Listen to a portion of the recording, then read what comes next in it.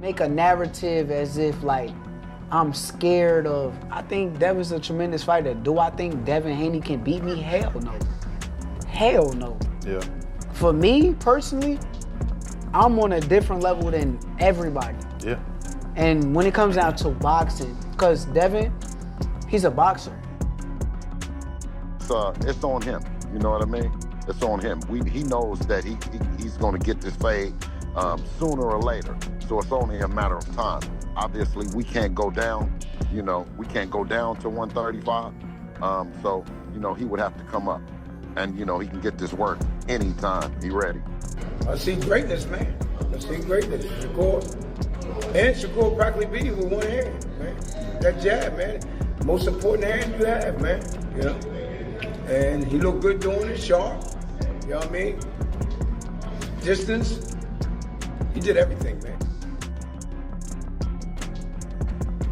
Shakur Stevenson is reportedly set to face Devin Haney at 140 pounds, fully accepting the rehydration conditions without hesitation. Unshaken and supremely confident, Stevenson believes his elite skill set, ring IQ, and technical mastery place him above every challenger in the division. He enters the matchup convinced that no opponent, Haney included, can match his precision, discipline, or overall boxing superiority. For all of these guys, if y'all want me to come to 147, I'm coming in with rehydration clause. I don't even do that. Yeah. But why am I going up to these guys' weight classes if I'm not planning? Devin Haney insists that the fight with Shakur Stevenson will happen, projecting unwavering determination and total commitment to making the bout a reality. His stance leaves no room for doubt. Haney is fully locked in, driven, and eager to prove himself, making it clear that this is not just talk but a fight he genuinely wants and is ready to deliver. Shakur still at 135. You can't, you know, say your name without saying Shakur to your female tank, right? It just is what it is. Is that fight going to ever happen? Would it ever happen against you and Shakur? 100%, yeah. I think so. I think it. You think Shakur will grow into whatever weight you're in? I mean, we're all of us is close to the same size. You know, we're all growing together. We're all like, you know, getting bigger. Well, so, and it's only so many guys, like y'all said, it's only so many guys that we could make big money and people want to see the fights. Which even though I know that they making new guys, it's guys like Kermel, Abdullah, all these guys want to come up too. So eventually they gonna be there too. But yeah, no, I think that a fight with Shakur is very much possible.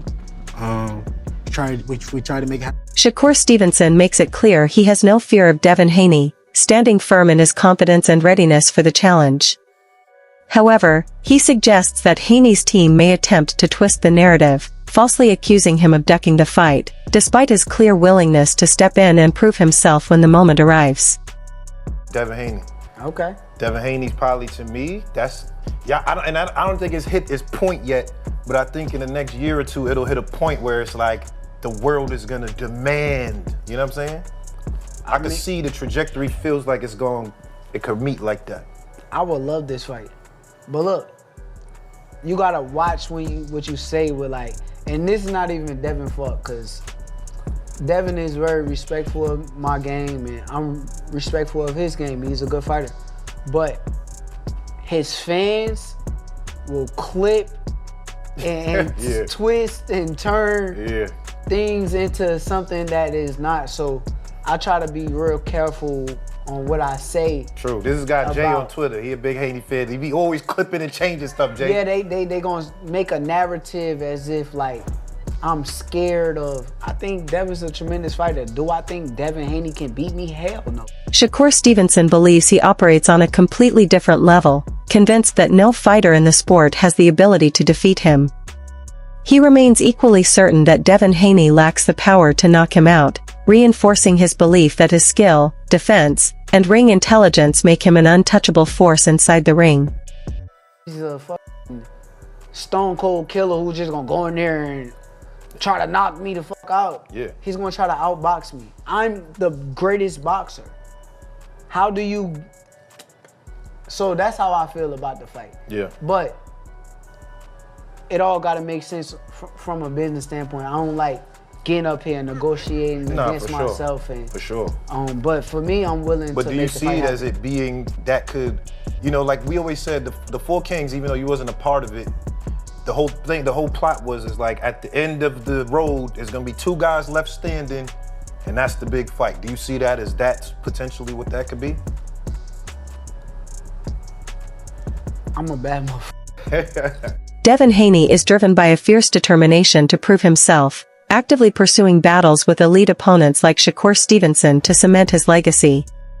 He is not chasing easy wins, he is seeking the toughest challenges available, intent on establishing his true greatness and silencing all doubts at the highest level of the sport. Fights are not possible. Would you be more inclined just to move up to 140? Yeah, you know, if I can't get those fights next or it doesn't make sense for it to be next, I'll probably go to 140, test it out, see how I feel at the weight at 140, and then when the time is right, then, you know, I'll defend my belt at 135. We'll just see, though. I got to go back and talk with the team and see what makes the most sense. That's Bill Haney makes the position unmistakably clear. They will not move down or wait on anyone.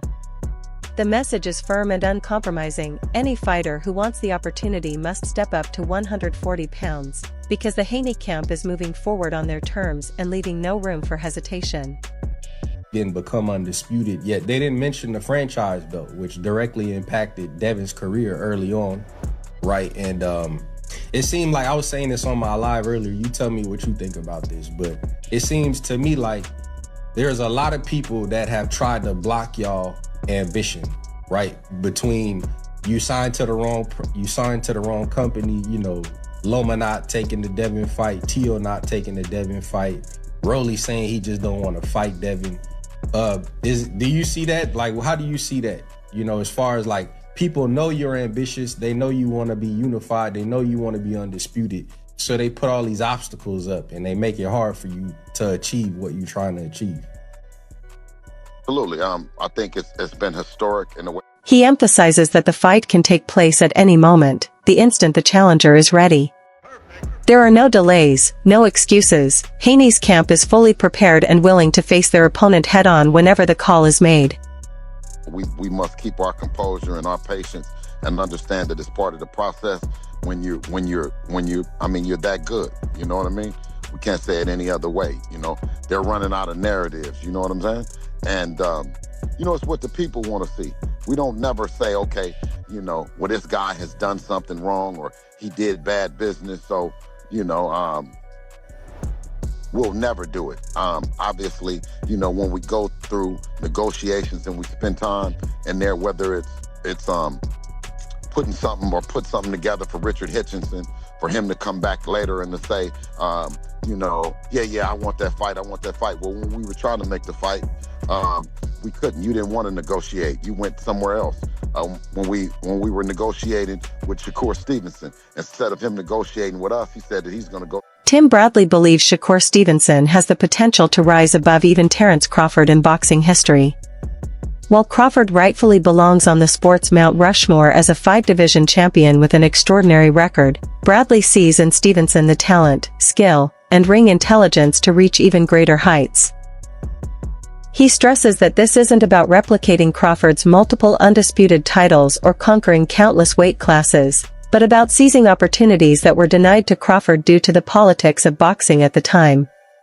Bradley notes that if figures like Turki Alashik had been active during Crawford's ascent, bridging promoter gaps and facilitating megafights, bouts against elite opponents like Keith Thurman, Danny Garcia, Errol Spence, and Eudenis Ugas could have come sooner, elevating Crawford's legacy even further.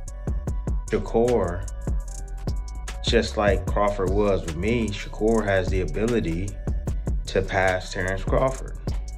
Listen up. Now, not in the sense of becoming 3-time undisputed and, you know, going up, you know, that many weight classes. Not from that standpoint. You know, he already has 4 weight classes. Crawford is a 5-weight division champion. But in a sense of having the opportunities that Crawford didn't have. You know, Crawford would have been even bigger than what he is if the politics didn't play into the sport at the time. And now that, you know, you have guys like Turki Al-Sheikh that is able to bridge that gap between promoters and, you know, make